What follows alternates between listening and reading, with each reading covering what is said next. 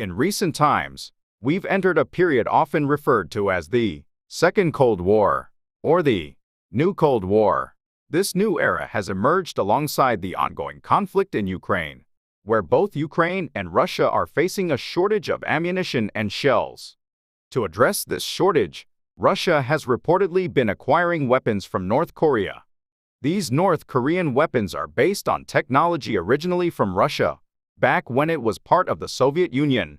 This similarity in technology makes them compatible with Russian weaponry. In the Second Cold War, countries that do not have favorable relations with the United States, such as China, North Korea, and Russia, have come together in opposition to the US. Today, let's explore the distinctions between the First and Second Cold War. The New Cold War is all about the competition between the United States and China to become the most influential power in the world, kind of like what happened between the United States and the Soviet Union in the old Cold War. But even though they're both aiming for the top spot, there are some big differences between these two Cold War periods. Back in the old Cold War, the US and the Soviet Union kept themselves very separate when it came to military, money, and ideas. But today, the US and China are tied together economically. In fact, by 2021, their trade had gone back to how it was before they had that big trade war. Some experts think this happened because China sold a lot of its US Treasury securities as a response to economic pressure from the US.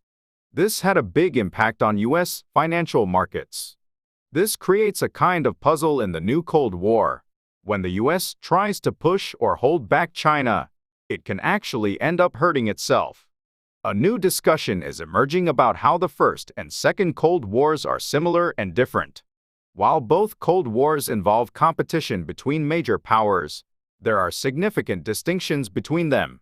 The First Cold War was primarily marked by a clear-cut rivalry between capitalism and socialism, as well as a race to build up nuclear weapons. In contrast, the Second Cold War is characterized by a highly interconnected global economy and international relations, even though it's rooted in clashes of values between democracy and totalitarianism.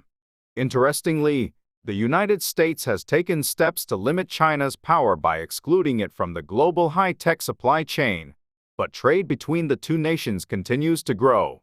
Former U.S. Secretary of State during the Cold War, Henry Kissinger, emphasized in an interview with the British magazine The Economist that the future of humanity depends on whether the United States and China can find a way to get along, and that there's a limited time frame of 5 to 10 years to figure this out. Given the unique circumstances of the two Cold Wars, the global community must seek solutions for coexistence. Additionally, Korea should consider its policy direction as cooperation between China, Russia, and North Korea strengthens in the Second Cold War.